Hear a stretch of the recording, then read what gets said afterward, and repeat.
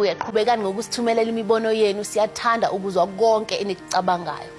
Nelson Mandela het iSimangaliso eenmaal beskryf as waarskynlik die enigste plek op aarde waar die oudste landswigdier, die renoster, en die wêreld se grootste landbewonende swigdier, die olifant, 'n ekostelsel met die wêreld se oudste vis, die selekant, en die wêreld se grootste marine swigdier, die walvis, deel. Once known as St. Lucia, this ecosystem has made the news headlines many times over the decades when it comes to conservation value and the threat it's facing. But its latest battles are being waged against both people with conflicting objectives and the harshest of climatic elements, drought.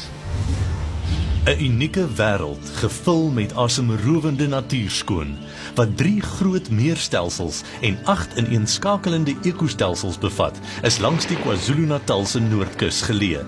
'n Plek waar 700 jaar oue visvangtradisies heers en die tuiste vir meeste van Suid-Afrika se oorblywende moeraswoud vorm, wat Afrika se grootste riviermondstelsel bevat, as ook 25.000 jaar oue plantbedekte kusduine. iSimangaliso beteken wonderwerk, 'n gepaste beskrywing vir Suid-Afrika se heel eerste verklaarde wêrelderfenisgebied. Behalwe vir die mense inmenging, moet die riviermond ook met die natuur se weerpatrone wat 'n groot impak op die omgewing het meeding. In Januarie vanjaar het ons kameras hierdie area kom besoek in een van die droogste tye in geskiedenis. Andrew Zalumis het in hierdie wêreld groot geword. Sy familie beywer hulle al vir dekades lank vir die bewaring van die St. Lucia stelsel. Met die verloop van jare het hy gesien hoe dat die vlei-land van 'n natuurlewe wonderwêreld in soms net 'n verdorde kom stof verander. This is Catalina Bay, and this is where in the Second World War flying boats with the RAF used to land. And on a normal year, the jetty that we're standing on, you can actually pick up a concession boat and go for a very nice game cruise through the park, 20 or 30 kilometers. As we stand now, you can see there's effectively very little, if no water. And if we wanted today, we could walk across this lake on the surface without getting our feet wet. What we're looking at now is the lowest rainfall in 65 years, and the surface area of the lake sitting at about 30%. Andrew het vir ons hierdie geskiedkundige foto van 'n skuitjie met 2 vissermanne wat in 'n oop baai naby aan die St. Lucia riviermonding visvang gewys. Hier kan jy sien hoe dieselfde omgewing vandag lyk. 'n Nuwe mensgemaakte duin in die voorgrond versteek die duine wat op die ouer foto ver in die agtergrond sigbaar was. Hierdie duin het die noodsaaklike water van die Umfolozi rivier wat die riviermond voed afgesny.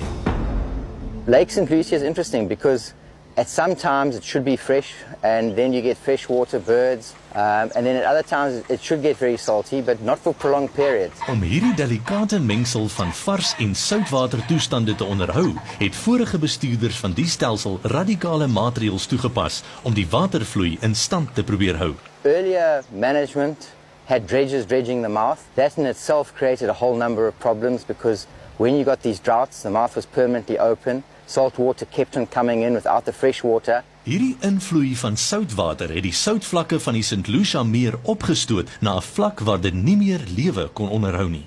Salinity, once it gets beyond 95 parts per thousand, and seawater is 35 parts per thousand, is basically toxic to the estuarine organisms that live there. There are very few animals and plants that can handle salinities much higher than that within an estuarine context. So the salinities we've had have all but destroyed what was in the system. Nie te lank terug nie, was hierdie verdorde, gekraakte grond die bodem van 'n waterstelsel wat gewemel het van lewe. In Januarie het dit gelyk asof die St. Lucia riviermond besig was om tot 'n einde te kom. Duisende mense wat vir hulle lewensbestaan van die St. Lucia meer se water afhanklik was, het nie meer toegang tot die meer se milde voorsiening gehad nie. Die toerismebedryf is ook swaar getref. Why is the water quality so important for the lake from a tourist perspective? Well, you have to remember that St. Lucia carries at least 800 hippos and 1,500 crocodiles. It's one of the highest densities of these animals in South Africa. So many tourists visit these areas to get up close and personal. And with the low water conditions, it puts a lot of stress on these animals and it also limits their activities that we can operate. The boats themselves struggle. Not only is this bad for the boat, but it's bad for the environment that we go out in these very low water conditions. Die klein dorpie St. Lucia en sy toerismebedryf steun swaar op die riviermond vir hulle volgehoue bestaan. Na goeie reëns vroeër vanjaar het die Umfolozi rivier krities noodsaaklike varswater in die vlei land ingestort. Dit was egter nie lank voor daardie varswater weer terug uit die stelsel begin vloei het nie. In Maart maand vanjaar het St. Lucia inwoners gewapen met emmers en grawe sake in hulle eie hande oorgeneem en die riviermond geblokkeer. Having your livelihood washed out to sea when there's no water in your taps, when the lake is in such a poor state, it is so frustrating to see this all happen in front of you. All we had was some buckets, and then one of our local community members brought down some spades, which was fantastic. But the water had started pumping through, and we had one gentleman lying in the water to try and stop the flow coming down. It ended up being about 4 hours, and it was just, it was insane. How did the iSimangaliso management respond to this action? They did find out, and they came down and just opened it back up. For 4 hours of constant labour trying to stop this water flowing through, it took them maybe about 5 minutes to just whack it back up again. As iSimangaliso, we became aware that that had been done.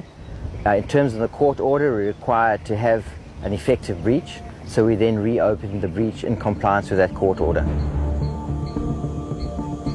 Die hofbevel waarna Andrew verwys is om die suikerrietgewasse wat in die lae vloedvlakte van die Umfolozi rivier groei te beskerm.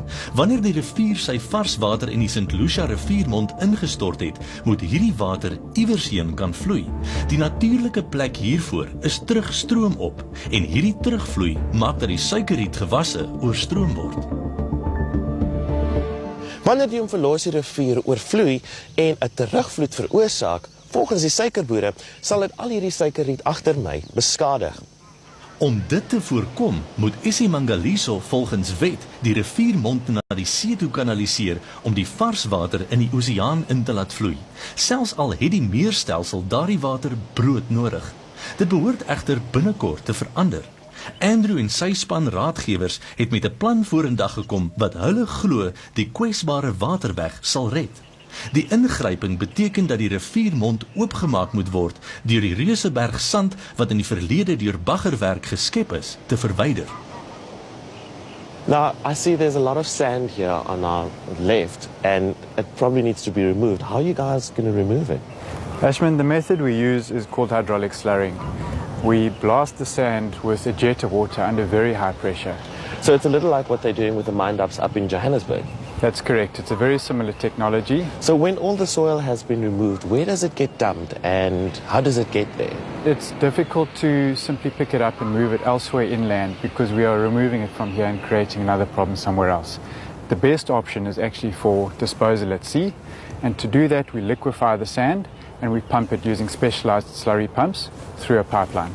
By when would that be done? We are aiming to be complete by around September, October of this year. Die suikerrietboere is egter hewiglik teen hierdie plan gekant, aangesien dit volgens hulle voortdurende oorstromings van hulle suikerrietvelde in die benedeloop van die Umfolozi rivier sal veroorsaak. Op 10 Januarie 2016 het 'n groep suikerrietboere 'n persverklaring uitgereik waarin hulle sê dat hulle 'n beroep op die Hooggeregshof gedoen het om in te gryp en te verhoed dat die Umfolozi rivier van die see afgeskei word. So afkamera het ons met die suikerboere gesels en hulle ondersteun die idee van die verwydering van die duin. Maar al wat hulle iSimangaliso vra is dat hulle gedurende hierdie tydperk 'n deurbraak na die see toe kan maak om te verhoed dat daar 'n terugspoeling na die suikerriet toe sal gaan, wat natuurlik die suikerriet sou beskadig. As gevolg van hangende regsaksie teen tye van vervulling, kon die suikerrietboere nie met ons op kamera gesels nie, maar hulle het hoofbeampte van iSimangaliso, Andrew Zalumis, van afknouery en intimidasie beskuldig. We've been in intensive dialogue with the cooperative that represents the farmers since 2008, and they are unwilling to take responsibility to manage their own risk. This site has been managed in the greater good. We obviously have to take into account the impacts on everybody, and importantly, the area we're talking about is less than 1% of a 9,000 hectare floodplain that's been farmed. So it in no ways threatens the sugar industry, and yet for the lake, it's a life and death struggle. Die suikerrietboere se hofaansoek oor die afskeiding van die Umfolozi rivier na die see is op 19 en 20 Mei 2016 aangehoor. Hulle aansoek was onsuksesvol en is deur die hof van die hand gewys. Dit beteken dat iSimangaliso se planne om die Umfolozi rivier aan die St. Lucia riviermond te verbind tot voordeel van die ekostelsel kan voortgaan. My last question is, with the latest development that's taking place, will it save the wetlands? The scientists say yes. We also can't stand by and watch this miracle die. iSimangaliso is a World Heritage Site because of Lake St. Lucia. Lake St. Lucia is globally a one-off. It's a one of a kind. And we have to do something. Hierdie wêreldserfenisgebied is nie net vir Suid-Afrikaners nie, maar ook vir die res van die wêreld. Sal hierdie jongste ingryping die meer tot sy volle eertydse glorie kan herstel?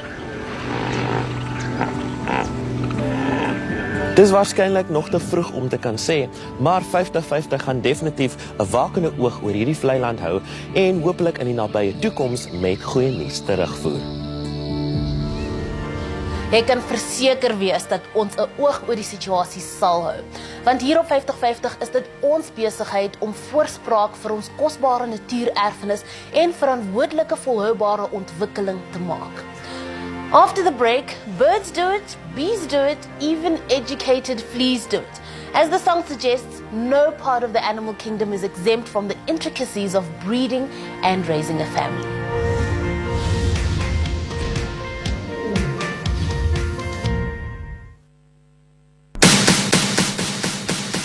Be more, Matiba.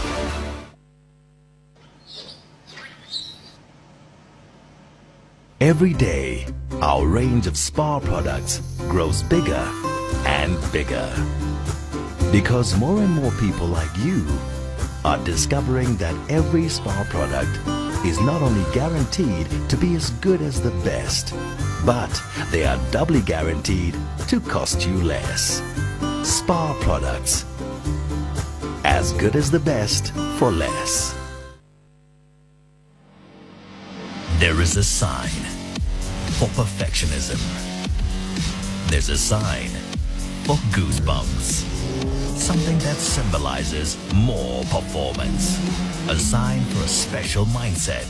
There is a sign for everything we stand for. Audi Sport. Born on the track.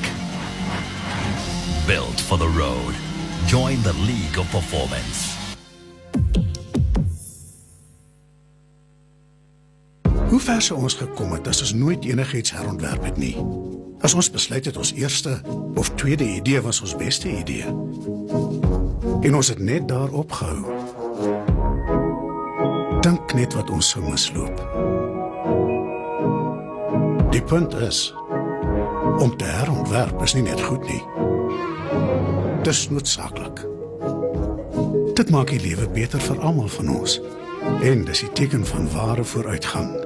By FNB het ons die manier waarop mense spaar herontwerp, sodat jy kan spaar op 'n manier wat jou pas. Enige bedrag, enige tydperk, enige toegang.